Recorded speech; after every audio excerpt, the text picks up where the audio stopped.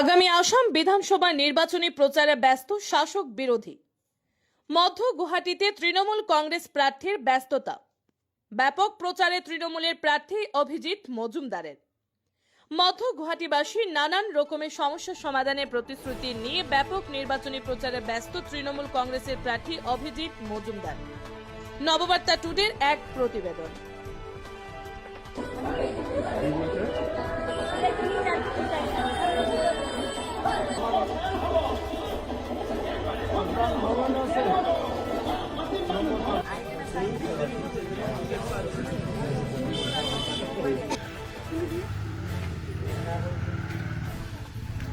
আমার হেডার বাধা দিল।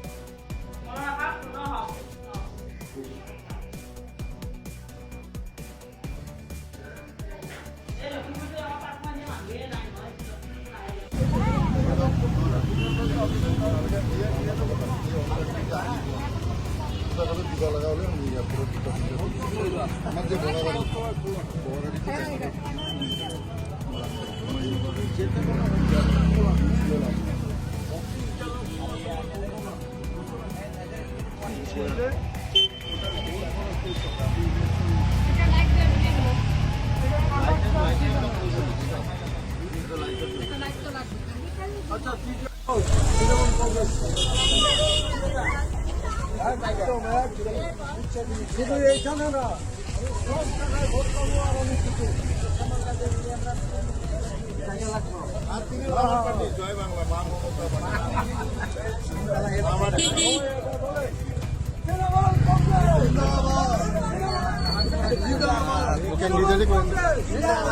মা মাটির মানুষ মমতা দিদি অভিষেক ব্যানার্জি তৃণমূল কংগ্রেস। গুয়াহাটি তৃণমূল কংগ্রেসের ক্যান্ডিডেট। আমি এবার যে ধরনের প্রচার করেছি, আমার মনে পুরো গুয়াহাটি কেন আসামের ভেতরে আমার প্রচার সেরা প্রচার। কারণ হচ্ছে আপনারা দেখছেন যে প্রত্যেকটা জায়গায়, আমার জায়গায় জায়গায় অটো সাউন্ড বক্স দিয়ে ঘুরে বেড়াচ্ছে, গান চালাচ্ছে। প্রত্যেকটা মানুষ গান শুনে দৌড়ে আসছে। আর আমাদের এবার গানটা সত্যিই খুব ভালো হয়েছে। আর পাবলিসিটি একটু কম আছে, হয়তো টিভি পেপারে কম আছে, তো সেটা হয়ে যাবে। আর আমাদের পাবলিসিটি এই কারণে অত লাগবে না। আমাদের মাত্র 23টা ক্যান্ডিডেট আছে।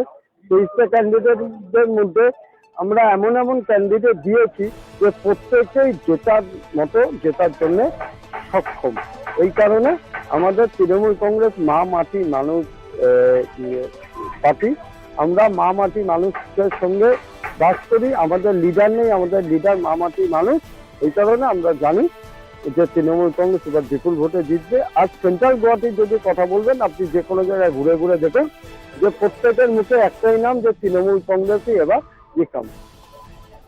যেহেতু এখানে মিনিস্ট্রি করতে স্বাভাবিক টাকা পয়সা ধন বল একটা স্ট্রং নিশ্চয়ই ছিল, কিন্তু যে ধরনের কথাবার্তা আমার গুপ্তা সাহেবের এগেনস্টে বেরিয়েছে, বা যে ধরনের উনি কথা বলছে, বা যে ধরনের একটা খুব অপরাধীমূলক কাজের সঙ্গে জড়িয়ে আছে, তার জন্য তো এখন বিজেপি 3 নম্বরে চলে গেছে। এটা না যে বিজেপি পার্টির জন্য ক্যান্ডিডেটের দিক দিয়ে সে 3 নম্বরে চলে গেছে। এখন বিজেপি পার্টির জন্য যদি 1 নম্বরে আসতে পারে, তাতে অনেক বেশি এটা সারপ্রাইজ হবে। আর 2 নম্বরে আছে পিঙ্কি চৌধুরী, কিন্তু সে এতই ইয়ং এবং সে ডাইরেক্ট হেলিকপ্টার থেকে নেমে ইলেকশন খেলতে এসছে। সে ইলেকশন খেলতে গেলে মিনিমাম 5 বছর সমাজের সঙ্গে কাজ করতে লাগে। আমি 25 বছর ধরে সমাজের সঙ্গে কাজ করছি।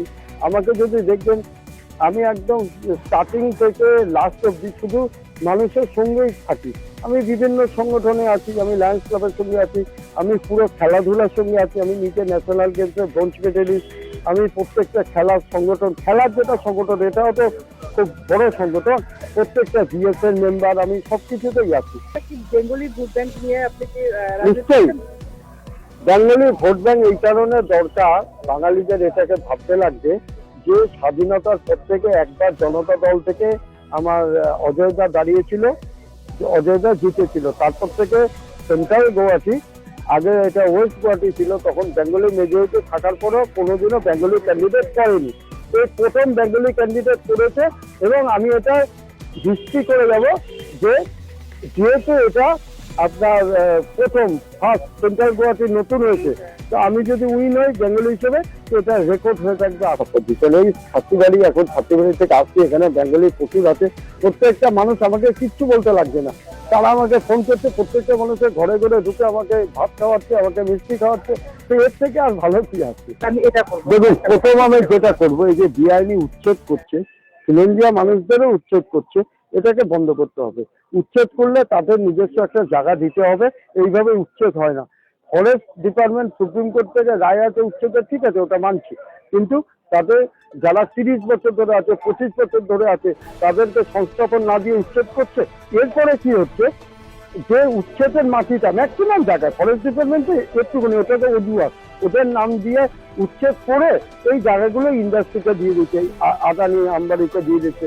আমি ইলেকট্রিসিটি বোর্ডে ছিলাম, ইলেকট্রিসিটি বোর্ডে একটা অবমাননীয় কেলেঙ্কারি হয়েছে যে 1 টাকায় আদানিকে হাইডাল পাওয়ার জন্য ইলেকট্রিসিটি দিয়েছে। এটা কোনোদিন হয় না।